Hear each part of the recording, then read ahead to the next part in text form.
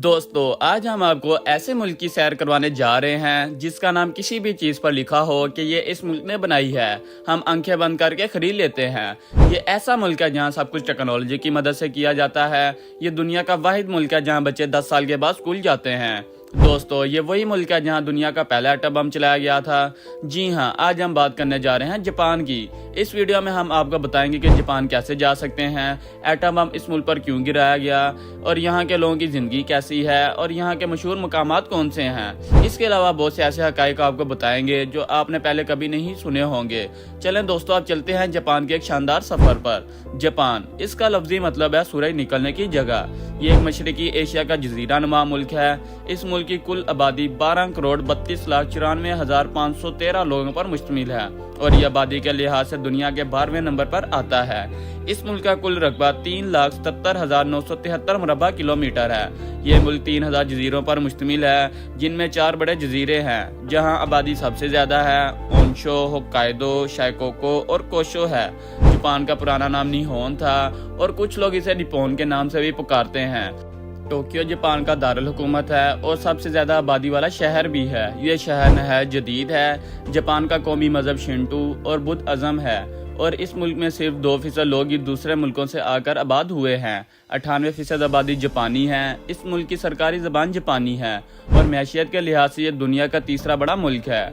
तीसरी बड़ी मैशियत होने के बावजूद भी ये अपने घरों में नौकर नहीं रखते। इस मुल्क का पासपोर्ट दुनिया के मजबूत तरीन पासपोर्ट्स में आता है, जिसमें ये 192 मुल्कों में बगैर वीजा के सफर कर सकते हैं। दोस्तों दूसरी जंग अजीम में ये मुल्क मुकम्मल तौर पर तबाह हो चुका था, लेकिन तबाह होने के बावजूद ये आज दुनिया की तीसरी बड़ी मैशियत बन चुका है। दिन का आगाज भी सबसे पहले जापान में होता है। दोस्तों जापानी लोग नरम मिजाज के होते हैं और इनके माशरे में झूठ ना बोलना, किसी का हक ना मारना, वक्त की पाबंदी करना, खुद भी खुश रहना और दूसरों को भी खुश रखना शामिल है।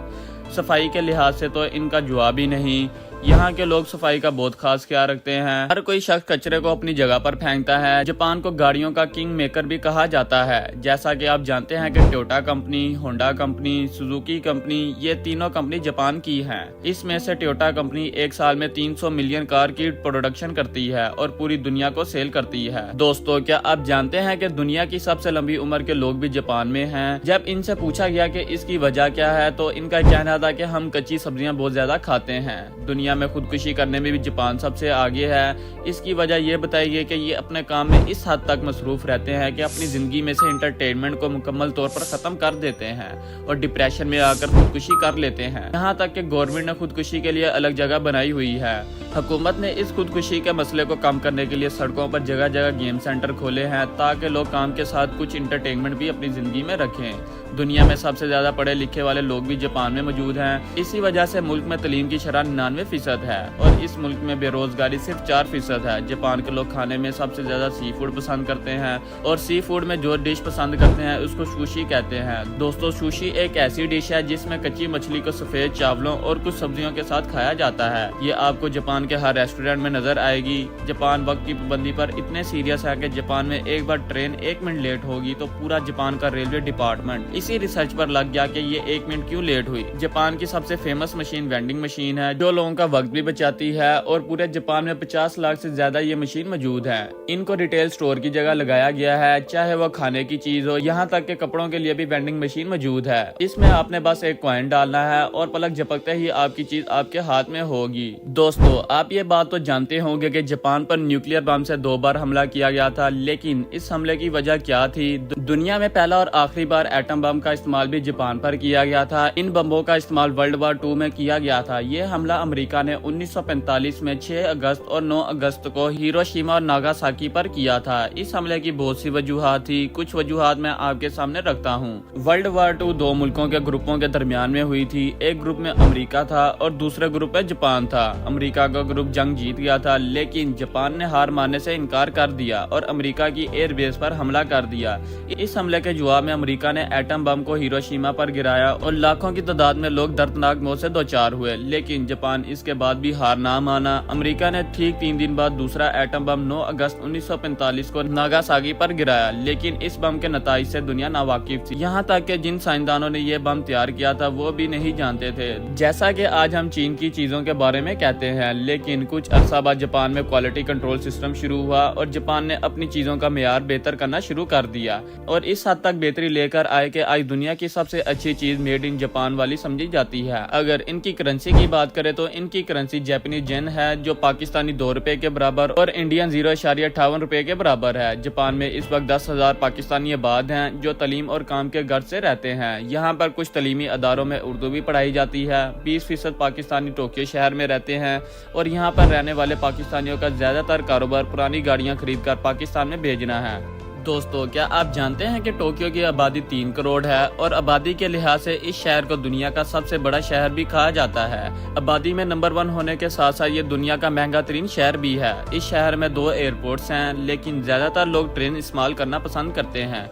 ये शहर निहायत खूबसूरत और साफ सुथरा है, आपको कहीं भी कचरा नजर नहीं आएगा और जब आप इसकी नाइट लाइफ को देखेंगे तो बस देखते ही रह जाएंगे। रात के वक्त भी आपको एक दिन का मंजर नजर आएगा। दोस्तों, यहाँ आपको एक हैरानकुन बात बताता चलूं, टोक्यो में दुनिया की सबसे बड़ी रोड क्रॉसिंग भी मौजूद है, जो तकरीबन 200 लोग एक ही वक्त में रोड क्रॉस कर सकते हैं। इस जगह को जापान का टाइम स्क्वायर भी कहा जाता है और इस क्रॉसिंग को शिबाया क्रॉसिंग कहते हैं। जैसा कि आप वीडियो में देख रहे हैं, रात के वक्त इस शहर में हर तरफ रोशनी ही रोशनी नजर आएगी और ऊंची से ऊंची बिल्डिंग्स और जदीद लाइफस्टाइल के लिए टोक्यो सबसे ज्यादा फेमस है। यहाँ की नाइट लाइफ को लोग सबसे ज्यादा एंजॉय करते हैं। दोस्तों, क्या आप जानते हैं कि टोक्यो में एक गेमिंग डिस्ट्रिक्ट भी बनाया गया है? आप सोच रहे होंगे कि बच्चों के लिए बनाया गया है, जबकि ऐसा बिल्कुल नहीं है।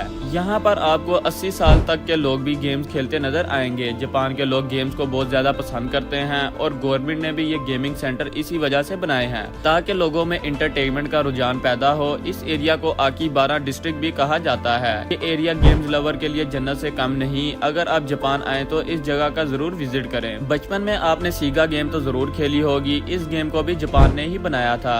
अगर हम टूरिस्ट प्लेसेस की बात करें तो टोक्यो में एक म्यूजियम मौजूद है जिसे टीम लैब म्यूजियम कहते हैं। ये म्यूजियम लाइट्स की मदद से बनाया गया है। अगर आप इसके अंदर जाएं तो देखेंगे हर तरफ आपको मुख्तलिफ लाइट नजर आएंगी। ये लाइट्स इतनी शानदार और खूबसूरत मंजिर पेश करती हैं कि बस आप देखते ही रह जाएंगे।